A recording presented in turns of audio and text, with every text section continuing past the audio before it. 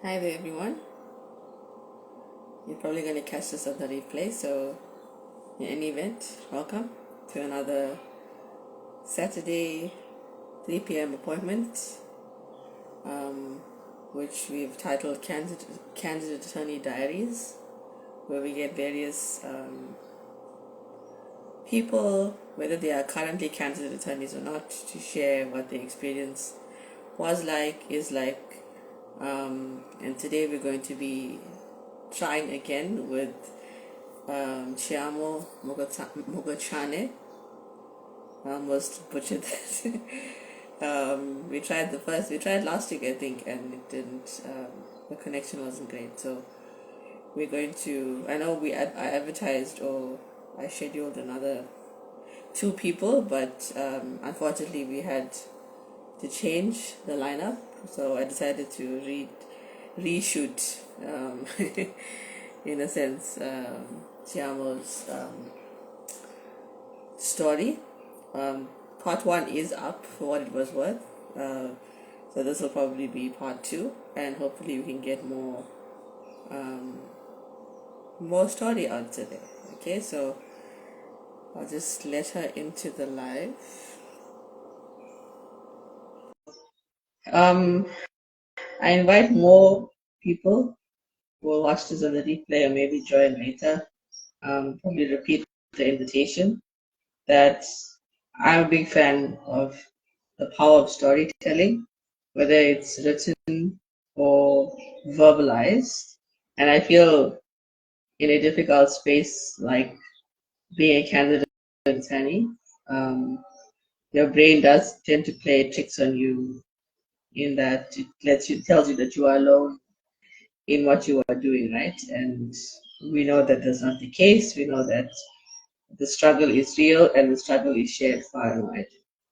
And the more you speak up, whether you are currently in that situation or um, you're talking from some years down the line, doesn't matter.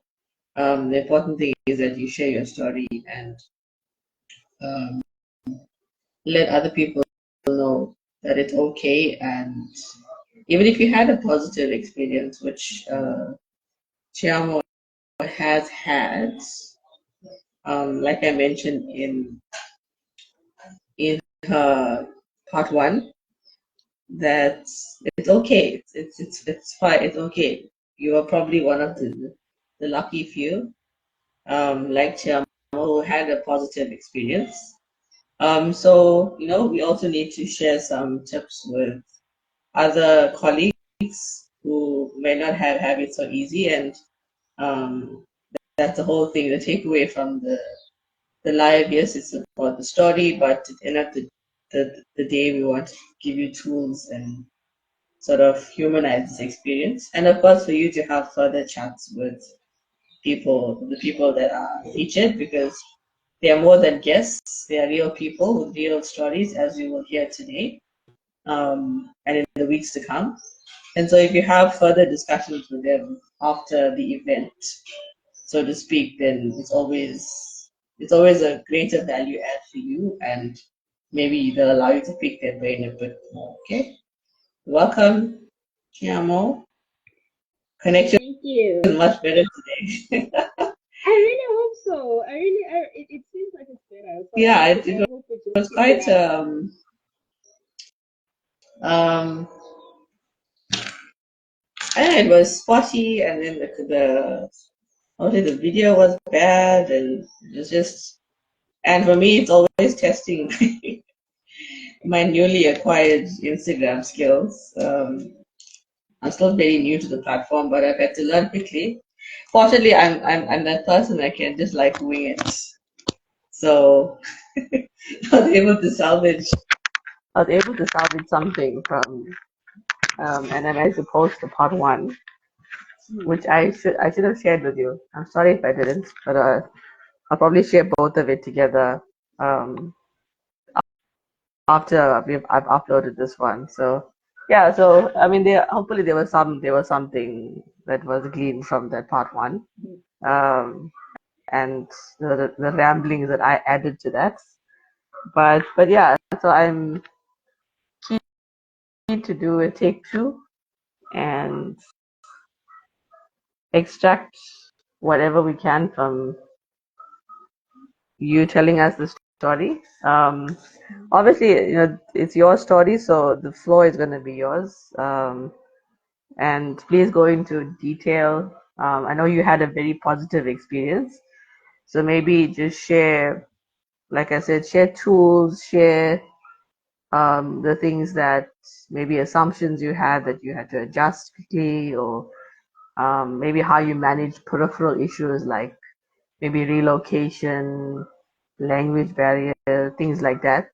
But there's always some if we all had an extremely smooth ride into the profession, we won't be doing this kind of thing probably, or we wouldn't need to humanize and let people know they're not alone. So in whichever area you had difficulty, it may not have been in the actual job, but of course, I'm a believer that the entire experience it fits into your whole life.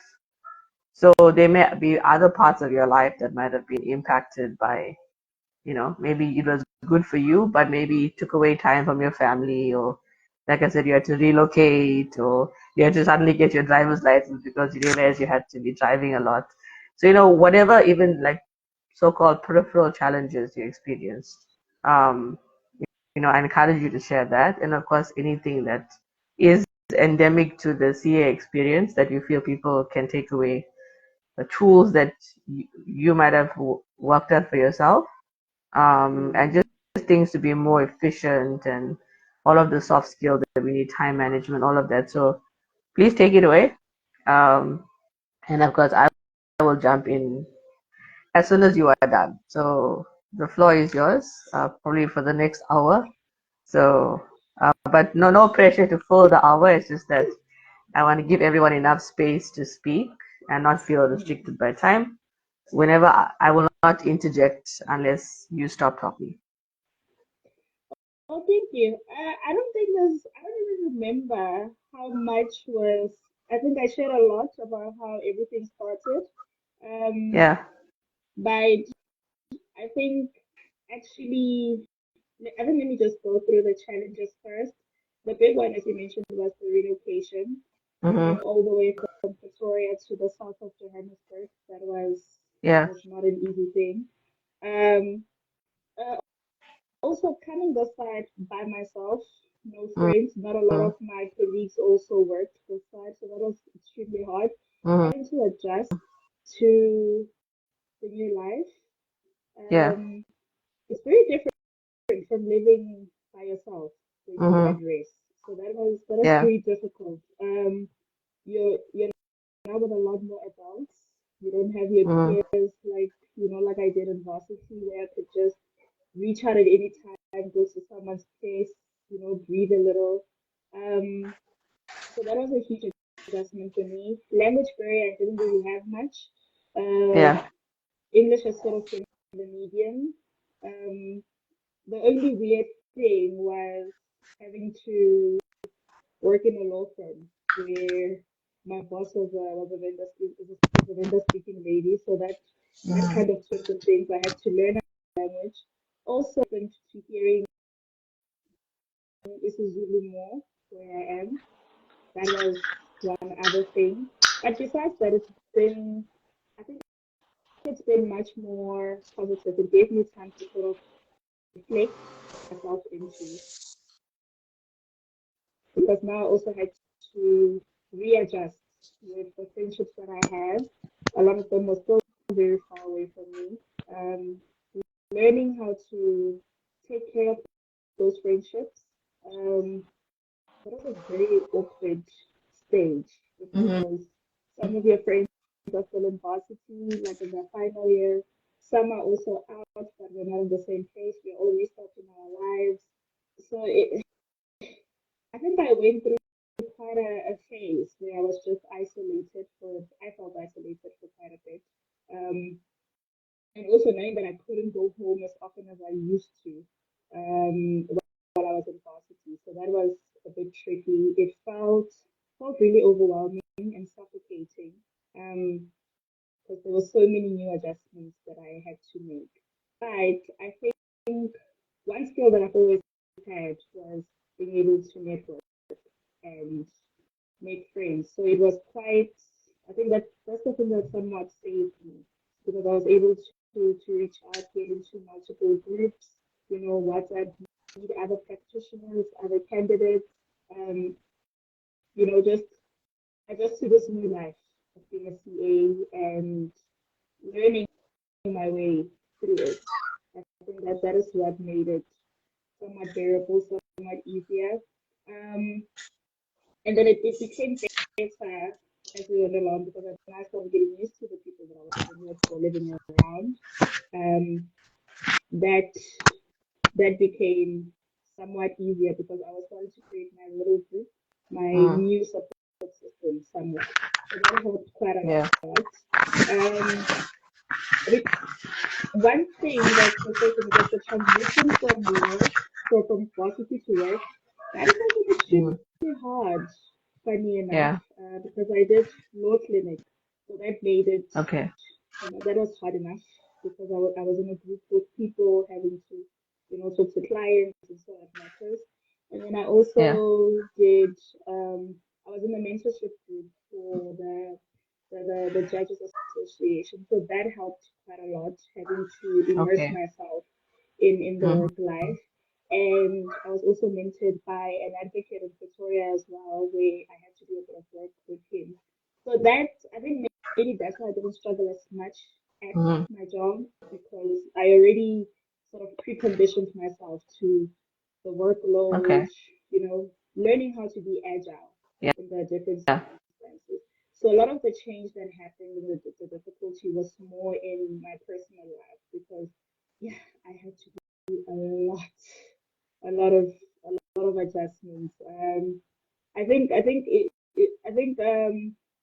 know what Megan has been through. Every time we have to talk about the things that we had to go through, having to Mm. readjust to new environments. It's not always easy because you become comfortable with the group that you create when you're in varsity or at home, and then now Mm. having to take away all of that to relearn is yeah, that was something that toughest thing for me. But I have a great support system. Mm. My family was great. We're very supportive. Um, they just found it weird that I was struggling because they thought I it's easy for me to talk to people and get along with people, but now that I have to be in a new space, they didn't understand what was so hard for me. But Mm. also keeping in contact with my friends, I think it gave me a little comfort knowing that we were all going through some sort of transitional phase, and we Mm-hmm. were all learning together through that because Mm-hmm. Mm-hmm. some people some people get like good jobs, some get good jobs, horrible environments, and then everybody has Mm. to sort of find their feet. So I think that's what helped me a bit. Yeah, Mm-hmm. yeah.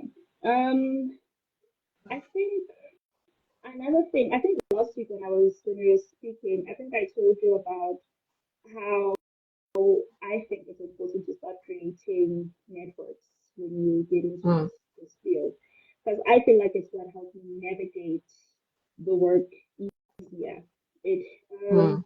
I think it helps having to interact with people who do the same things Mm. or are in the same Mm. field because it's easier to ask questions because I know some candidates have difficulty asking their own principals questions and Mm. sitting down with them. So that part of having these networks, still keeping in contact with some of your friends that you created in varsity, it Mm. really helps because you find that, like in my case, Megan does more litigation than I do. I do a lot more estates Mm. and property, so we can kind of bounce off stuff of each other. Mm. I get to immerse her in a bit of what I do. She gets to immerse me in a little bit of what she does. So I think it makes it Mm. much more easier. And also because we are peers, we get to explain it to each other in a way that we both understand. So Mm-hmm.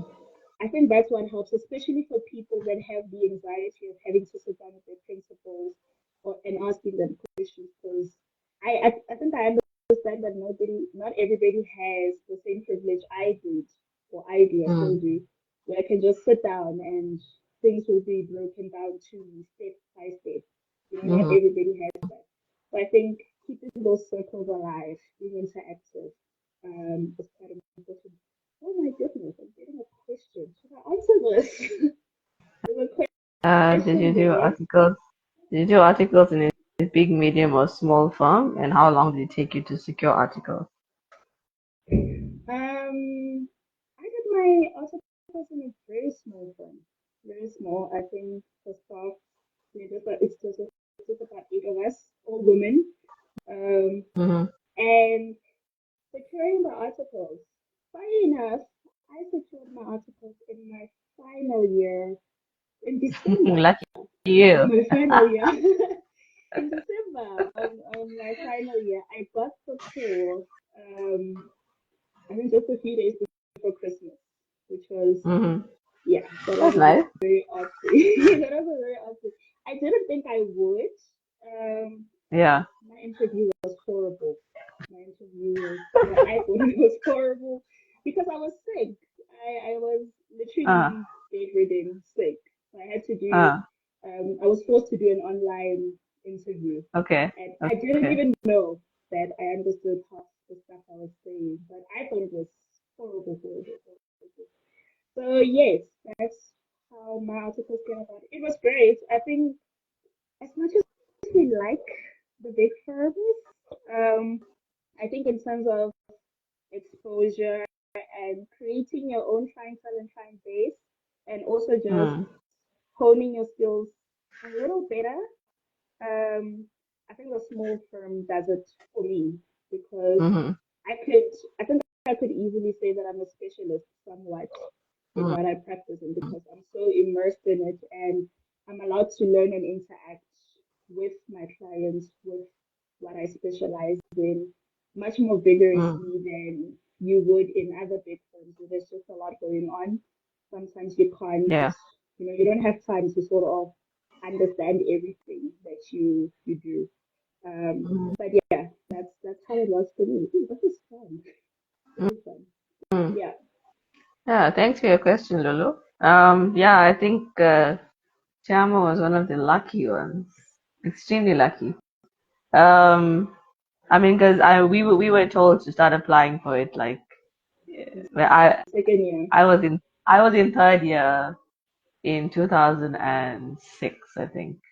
If my math is mathing correctly.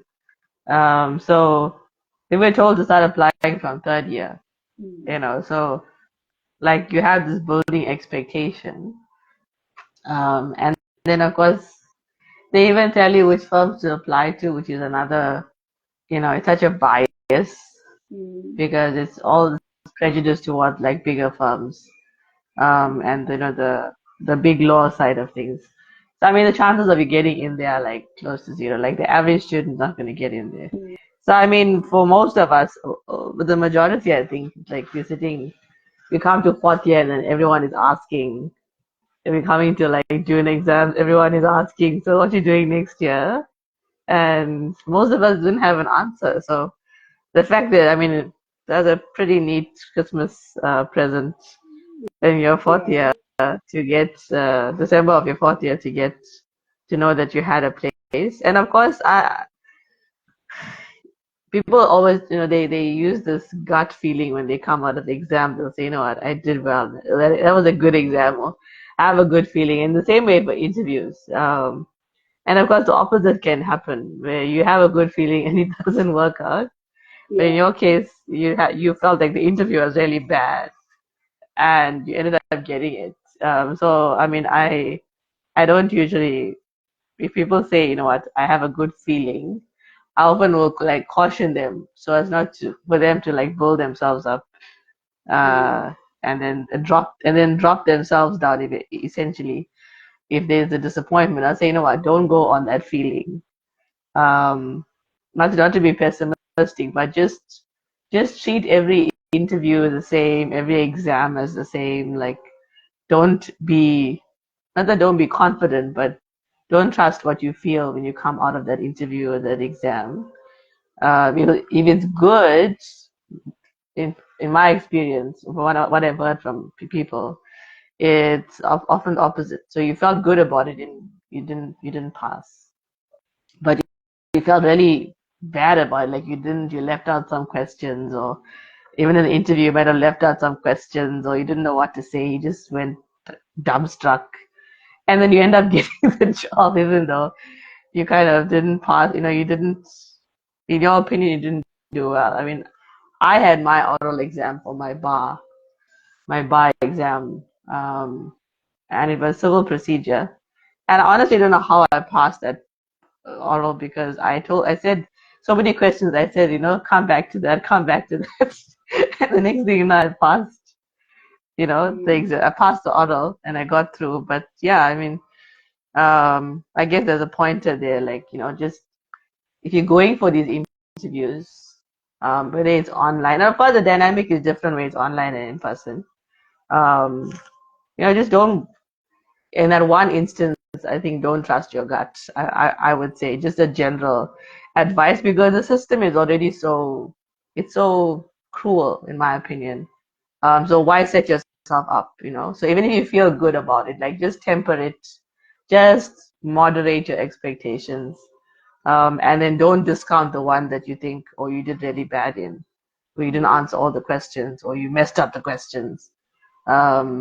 Just being, I think what they say, be like Switzerland, be neutral, in terms of your expectations and how you feel it went. And, because all of us inevitably, we all get dropped, I think, really badly, because we're sending all these applications and without even realizing it, the expectation is building in your subconscious brain. Yeah. Expectation is building. Oh, like surely something must come through, because I've sent like 50 applications and I've got nobody then replies, and then you're like, besides the system being cruel, you already have built yourself up. So almost like you're complicit in your own disappointment. So yeah, very lucky. And don't discount how you feel about interviews and exams. If you feel bad about it, better, I would say, than feeling overconfident, because chances are you won't be successful, at least in my experience. But yeah, I just wanted to touch on the relocation bit, because we all know, I mean, research is borne out by research that articles, there aren't enough positions for graduates every year. So for the number of graduates, there aren't enough positions.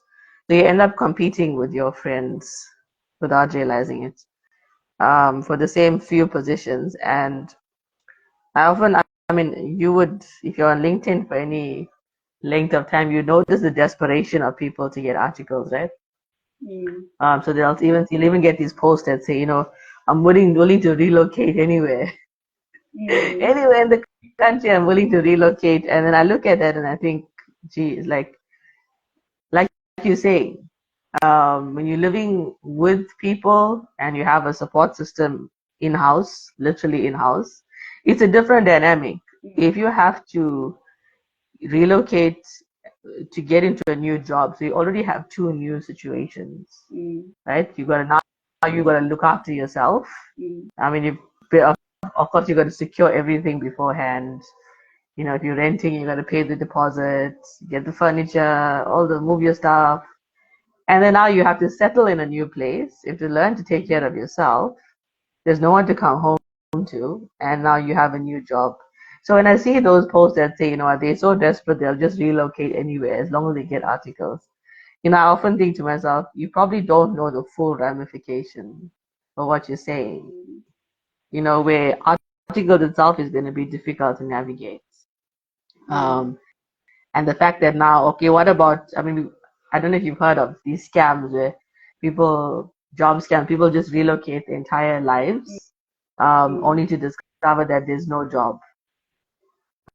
Where they would have moved, they would have, paid the first month's rental, and only to discover that there's no job.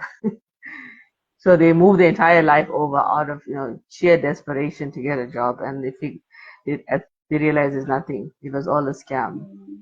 So maybe just speak to those, to that group. I mean, not that you can't make it if you relocate, relocate, you probably will be. I'm sure you were forced into some certain survival skills. Somehow it came to the fore. You were able to bring out your cooking and laundry skills, and by force, right? By necessity. So maybe speak to those people that would be desperate enough to get articles that they would say, you know what, I'll relocate to any province of South Africa. Like how would you, like looking back now on your experience, like how would you have prepared if you knew well in advance that you would have had to relocate? Like how would you have prepared yourself mentally, financially, all those things? I think one privilege that I did have was maybe that my family was very understanding, because I think in my final year when you started discussing like options of where I want to go, the type Mm, of jobs that I'm applying to, should there be a possibility that now I have to relocate, will mm, you know will it be enough? One, will we have enough money to do that? And also, will I be mentally prepared to take such a leap? mm, Um, so those discussions, like they happened well before. So everybody sort of had the idea that okay, there's a big possibility that you might be relocating. So when the call came, um, it was like okay, let's just put all the systems in motion. We were mm, somewhat prepared. So I think for me, it would be that when you're discussing these, when you're thinking about applying, think about firstly where you're applying to, the type mm, of environment that you would like, at the office, but also surrounding you. Do you want to be like in town? Do you want to be like out, in a suburb somewhere? I know that mm, I wanted to be in a very quiet area. I'm not an outside person, so living in a flat in town was never gonna work for me. Um, but also be very, very realistic with your expectations. I think sometimes we think that we're gonna get it, we're gonna get the job, and we're gonna relocate, and it's gonna be all fun, because now you have mm, some people are gonna be experiencing a freedom for the first time. So people think that it's that exciting, but it's quite overwhelming. Um, Especially if you're going to be in a situation like mine where you don't have any friends or family nearby. It gets quite lonely, quite depressing. Um, you sort of now have to depend on your own self to make good, valuable connections, and mm, also have a skill of discernment that has to sort of kick in extra hard, because now you literally become a target for everything. It's quite mm, obvious to a lot of people when you're not familiar with stuff, with places. So I think that's one thing that you have to get accustomed to. Like, um, imagine being like me and going to Joburg CBD for the first time at this big age. People can tell already by the way that I speak that I'm not from Joburg, because my language is fully Pretoриan. So that always comes out. You get anxious, you look around. So I think people just have to be a bit more realistic about that. Because you really, really have to mentally prepare yourself, like mm, really prepare yourself, especially with the reality that a lot of CAs face is that you're not going to get paid a lot for, like if you're going to this maybe small medium, you're not going to get paid a lot. So you sort of have to learn how to make do with what you have. So sometimes mm, you might not have enough to go home regularly to mm, be able to meet that support system. Um, so I think that's one little. I think that's the advice that I could give. Because I know, I think the first 6 months for me were the absolute worst. I had to, mm, I was on the phone practically every day because I had to talk to someone familiar, because I don't go outside a lot. So chances of me meeting people is slim. I don't go to groups, so I can't meet a lot of people. So I have to depend on the friends that I talk to on the phone. I have to depend on talking to my parents over the phone, my brothers. just those people to try to keep me sane and learning how to navigate this new space that I'm in. Because I Mm. think while it was slightly easier at the office, because work is work, you can always zone in Mm. and out of Mm. that. Also, you're doing a lot of learning. It feels quite familiar. But now when I step Yeah. out of that, it's like, okay, now I have to go to a new mall that I don't know. Mm. I have to learn how to use taxis around or go around in an Uber, especially when Mm. you're like me and you don't have a car. It gets Yeah. very difficult having to navigate these spaces. So I think you have to be fully prepared. If you have to pray about it, please pray about it, because I think that is where a lot of the areas somewhat meet their downfall, is that you don't mentally prepare yourself. So all of these struggles that are gonna come at you are going to come at like full on attacks that you Mm. don't know how to navigate. And when you also don't keep up with the support system that you have, it will not be Mm. easy for you to um, Yeah. create other other support systems like your home, your family, when you're at this, like when you're in a new place. So I think that's Mm. it. That's it for me. It Mm. was tough. It was tough. Um, Mm. yeah, that was not fun. That was not fun. I think uh, although although I was prepared, mentally prepared for it, but like once I Mm. got into it, especially for me, like when I was home, when I was at varsity, I went home every week. So Mm. literally every weekend I was at home. Um, Mm. in the middle of the week, I could decide that I'm gonna go home. And my friends were around all the time. I could easily go to my friend's house or be able to Yeah. come to me. Uh, I catered for my friends. I catered for people, but then now I have to learn that, oh, now when I cook, I'm just cooking for myself. I'm just cooking for myself. Mm. I'm not doing it for anybody else. You start losing all that motivation to want to do anything. You don't even know Yeah. how to interact with other people because this is also new. I have to learn people's names now, how people operate. Now you have to Mm. be nice, be careful. It's quite a weird thing to get used Yeah. to. So I think that's it. That's it for me. Um. Yeah. Oh, I think Uh, Lulu actually brought up something regarding adjusting and changing from a previous industry. I think she said she was in the fashion industry, and then now she's aiming for the big firms because the salary change. Yeah, that's a very mm. difficult thing. That's a very, Yeah. very difficult thing. It's like people now going, like, being an attorney and then going into the bar, where now you have to be a pupil, and you don't get much or you don't get anything at all. Yeah. I think that's one reality that you sort of have to face and bring yourself towards a bit more. Mm-hmm. Um, Especially if you're planning on being a CA, especially that, because one, a lot of firms are quite hesitant in taking new people in because it really takes a lot. As much as we hate to admit it, it takes a lot to have to take people in and have to teach them, and then plus you get into firms that sometimes they don't have the capacity to pay enough. Sometimes. Mm-hmm. Um, but when you're looking for experience, unfortunately, that's something that you have to learn to get adjusted to for a bit. Mm-hmm.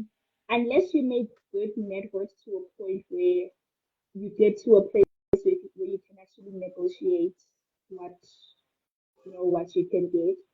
But you coming Mm. also from a completely different industry, Yeah. and when you get here, you're literally a baby when you get to the Mm. field because it's a whole new thing. A whole lot of learning still has to take place. Um, I think keep applying. Go ahead into the big firms. That's great. Mm. But also don't make that your only expectation.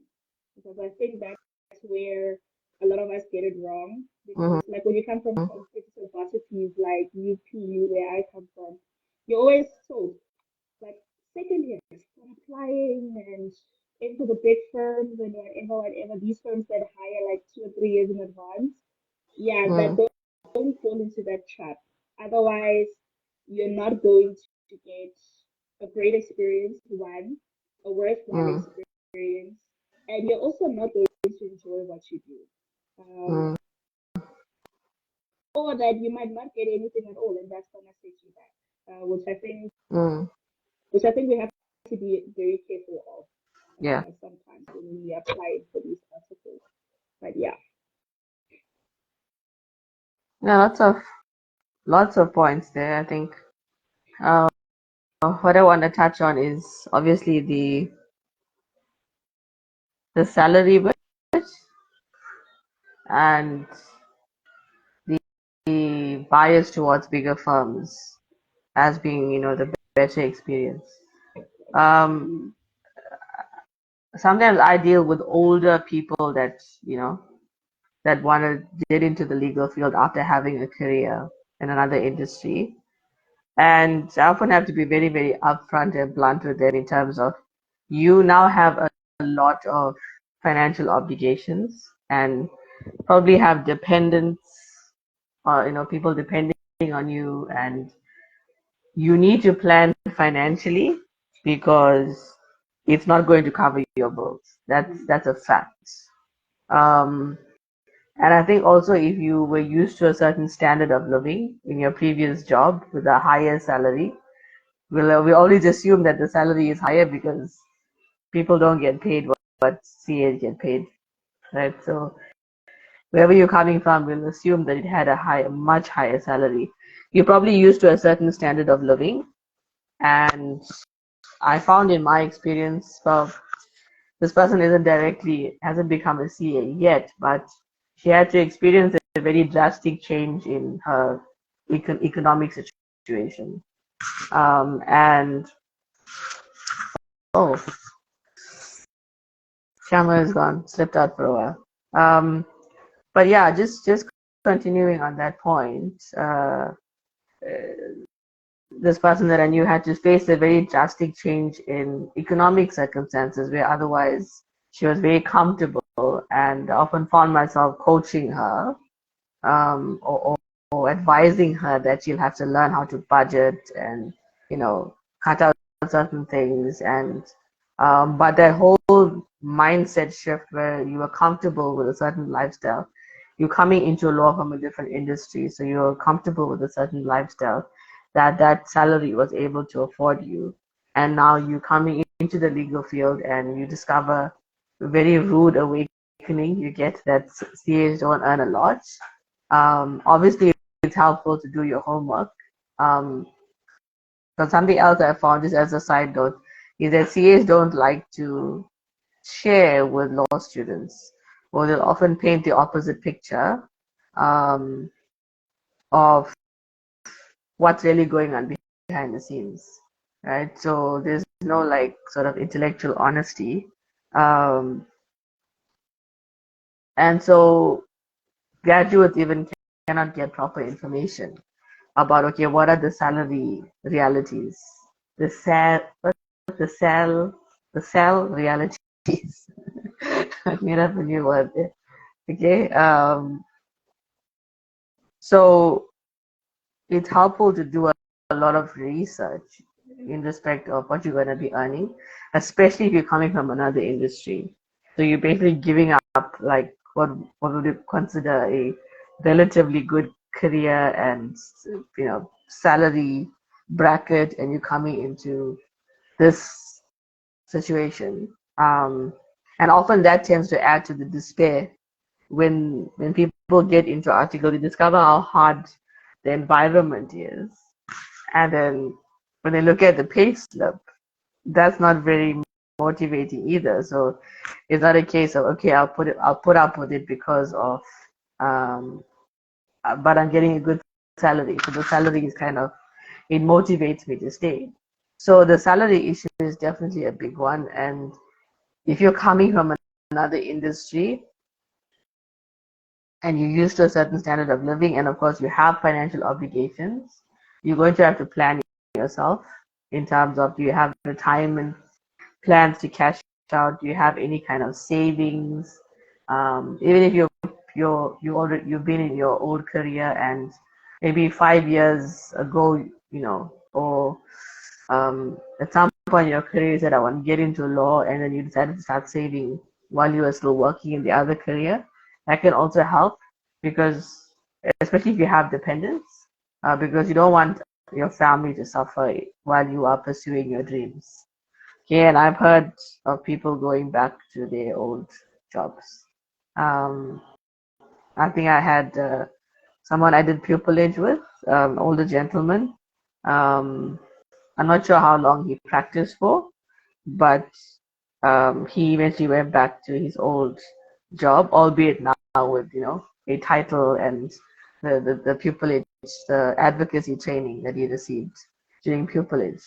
And so sometimes people do that. They figure, they realize it's not working, even if they did plan for it financially. It's not viable. Their families are, going to bed hungry and stuff like that, and it's not worth the aggro, so to speak. And so people, they end up going back to their old jobs for the sake of the quality of life and keeping a roof over their head and keeping their cars on the road and keeping petrol in their cars and keeping your insurance and all of that, right? So if you're coming from another profession, um, research about the salary, planning how you're going to make up the deficit, of course, talking with family. If you have dependents, if you're married or you're living with someone, you have a shared finances situation, we're going to have to talk about the implications, in terms of your earning power, and of course, maybe the other person, or like Tshiamo pointed out, her family was very helpful. Maybe they'll be able to buffer you to an extent.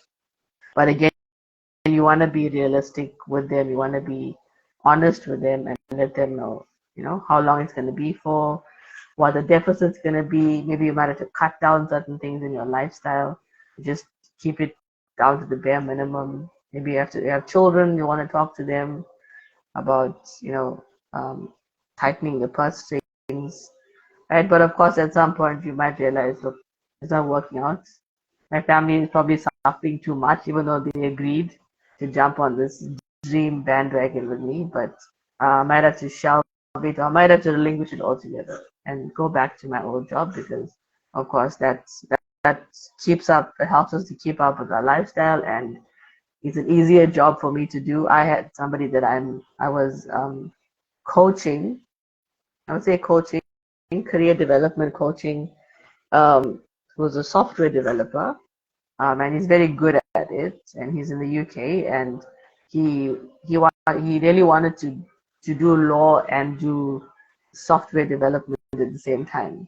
And so we started working together, and then he took a break, 1 or 2 sessions, and when I contacted him again, he was like, I finally decided to give up law. And I was like, whoa, where did this come from? Because I didn't, I thought we were working out a plan for you to do these two careers side by side. And his response was very appropriate, especially for his life stage, because he's a much older gentleman, teenage children, sort of upper teens. And he said, what, I know what I'm doing in software development, and the money is good, and it's just basically it's security. Okay, and he couldn't see himself as being able to support himself, or even being able to juggle essentially two professions at the same time. And while his answer hit me for a six, but I completely understood because of his life stage. So sometimes that can happen, where you might explore for a little, but you might entertain the idea, entertain the fantasy of entering the legal profession, and then reality can hit you between the eyes, and you realize you don't want to put your family through that, or maybe you don't have the energy, the mental energy, the physical energy, the stamina to actually um, put yourself through training again, and a possibly difficult work environment, right? So um, the salary salary realities. I didn't sleep very well last night. The pay realities are very real for anyone, and especially if you're coming from an industry that paid you better. Okay, and you're going to have to plan. You're going to have to make adjustments, and at some point, maybe you're going to have to go back if that's what helped you to survive, right? And maybe law might just remain a pipe dream for you. Okay. Um, and something else that Tshiamo brought out, and before I continue, I just want to let you guys know that her network kicked her out, so she probably won't be back. But I guess it was worth another shot, and we did get some good discussion points. Maybe I'll do a recorded conversation with her and upload it to my YouTube channel. What else did she bring out? Or the fact that the bias towards bigger firms, right? That in a bigger firm, you're gonna get a better experience. There's gonna be more weight behind having it on your CV, and a lot of law graduates or students even who participate in like virtual programs with these firms, they feel very proud to put a certain firm on their CV, and it's like almost like it validates them to have done something with that firm, or even one day to aspire to get articles at that firm. Yeah, but of course, my take is that bigger firm, bigger headache. Okay, and if you heard Megan's story with whom we kicked off the series, she would tell you about the dynamics. She touched very briefly on the dynamics of the, sort of wearing burnout as a badge of honor in bigger firms and competing with each other. And, it's just the headaches are bigger, the demands are greater, the expectations are higher. And if you don't have the capacity to meet that, then of course you're going to burn out very quickly. And so you don't want to be biased towards a bigger law firm when you're looking for articles. I always say, and I mentioned it earlier, you treat every law firm interview. If you're interviewing for articles, treat every law firm interview as equal. Okay, it's not you're going to prepare better because you're getting an interview at Bowman's as compared to an interview with a smaller firm in your town. Okay, because a law firm is a law firm, a legal profession is a legal profession.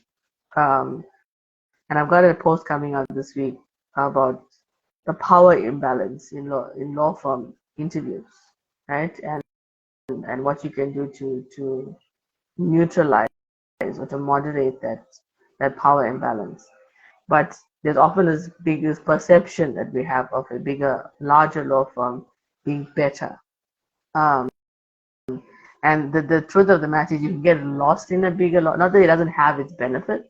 And one of the benefits will be the rotation system where you get to work in different departments.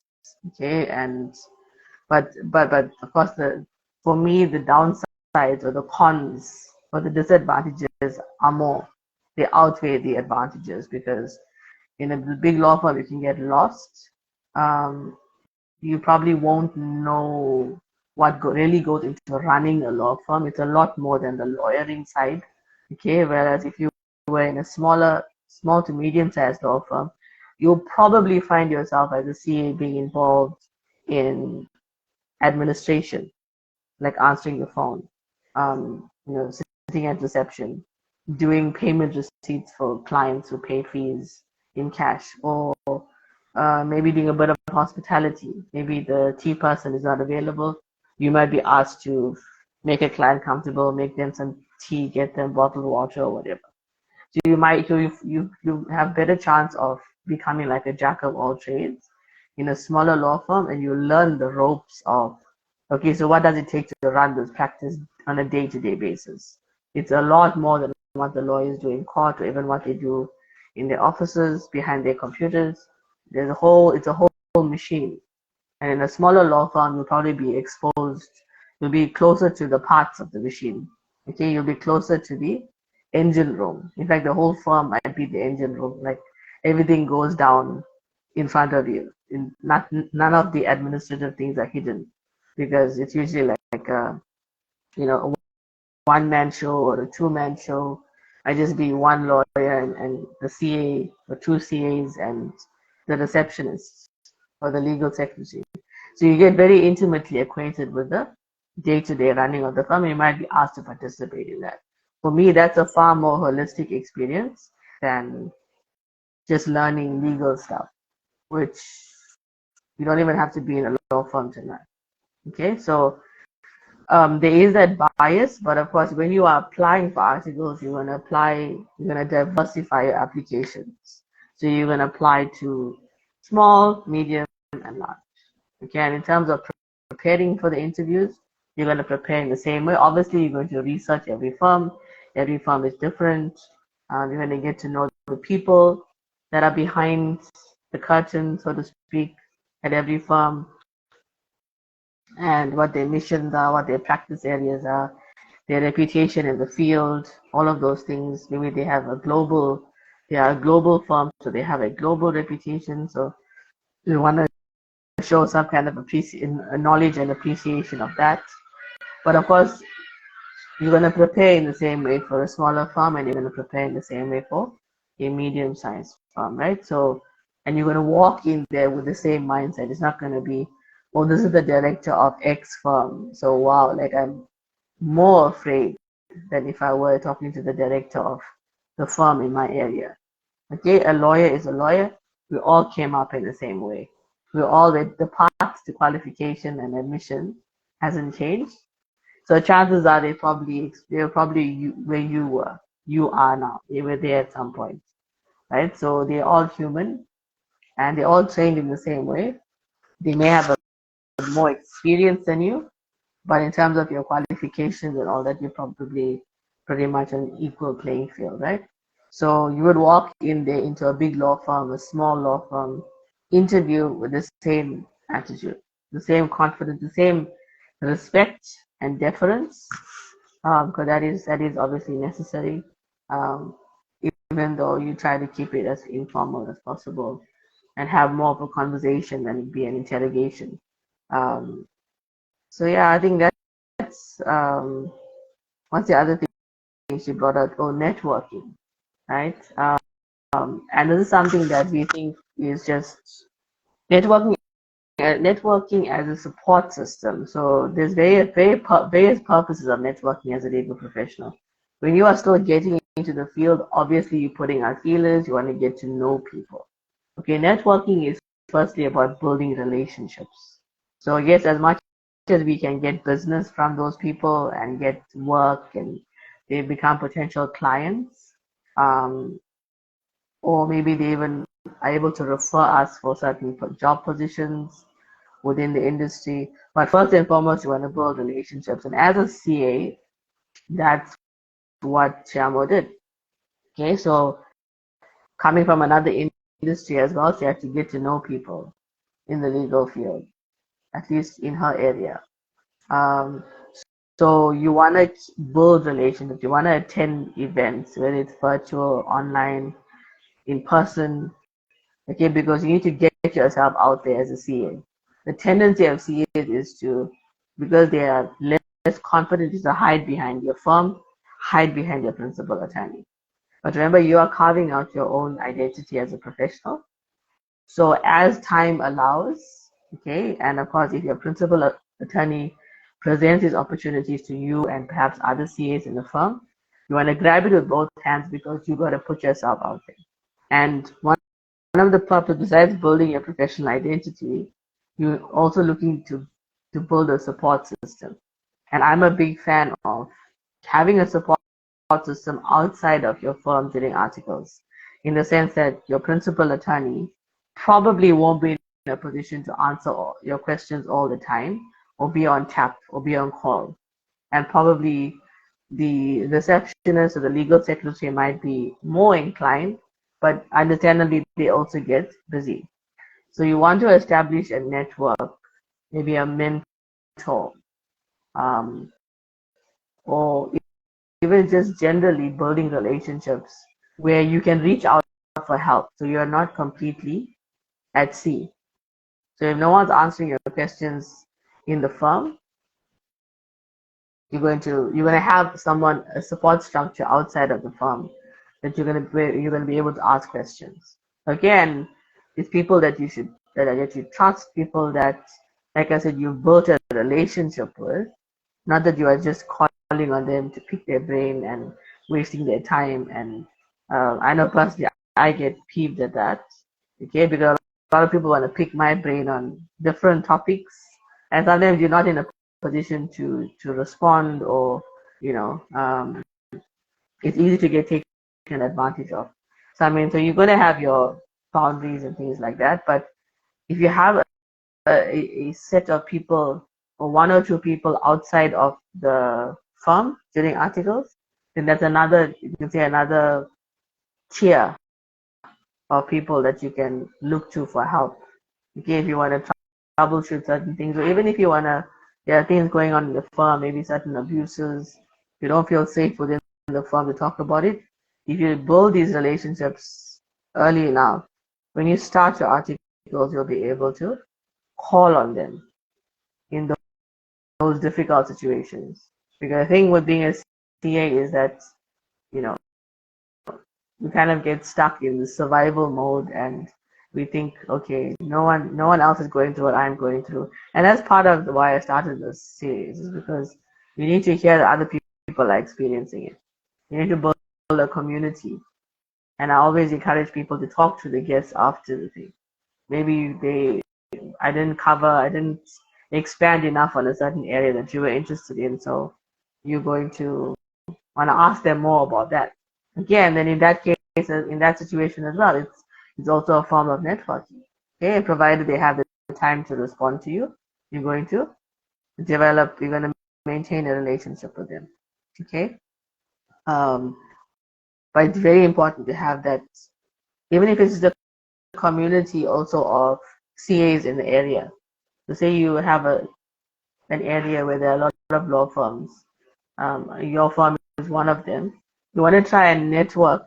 If you can't network with people that are higher up, you're going to create a community of peers.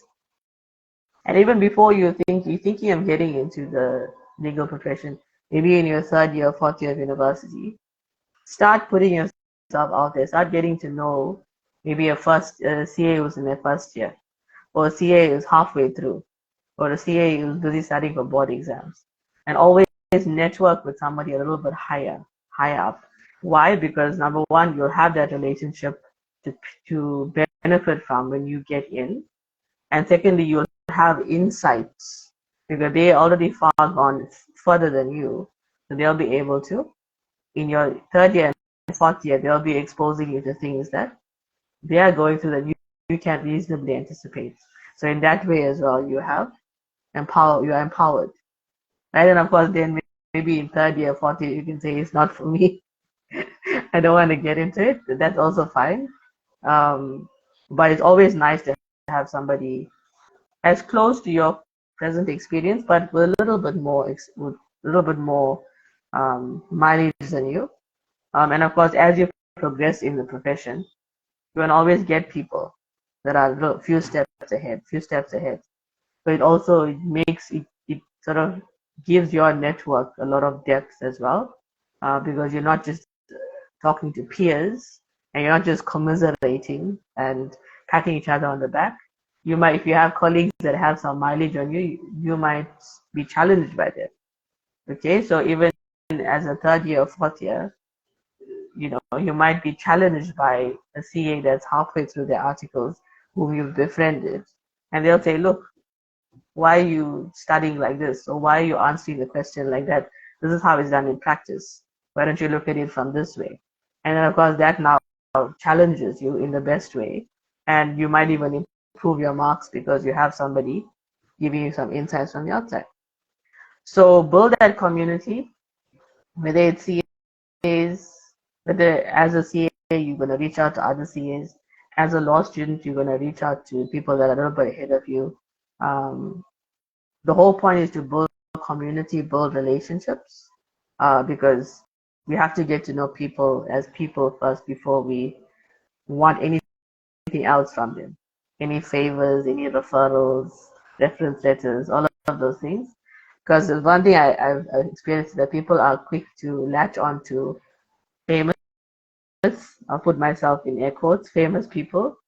Um, and they'll be with you for like a month and then they'll say, can I have a reference letter? And of course, you have no idea how they work. You barely know them, but they just joined you because they want you to give them a reference letter. Amici of Law, um, it's a pleasure to have you.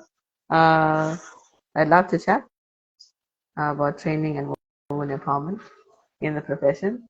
Yeah, I think especially as brown girls, okay, and I speak for Indians and everyone who has a little bit more melanin.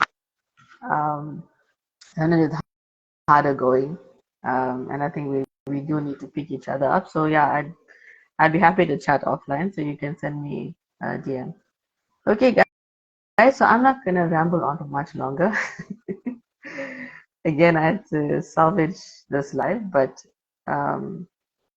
fortunately, I have the amazing superpower of being able to speak off the cuff and sound like I've been doing it for like 10 years. Okay, so hopefully it added value, and I think you got a little bit more out of Tshiamo's experience than the last time. So like we're getting it in like little bite-sized pieces, which is fine. It gives us more space maybe to expand on those bite-sized pieces and just make it, applicable and doable for you guys. So if you're watching this on the replay, then of course it's going to be on YouTube. Please leave a comment. Reach out on LinkedIn, where I am most active, Lisa Valley and Thomas. And of course, you can connect with our guest as well. Tshiamo, Tshiamo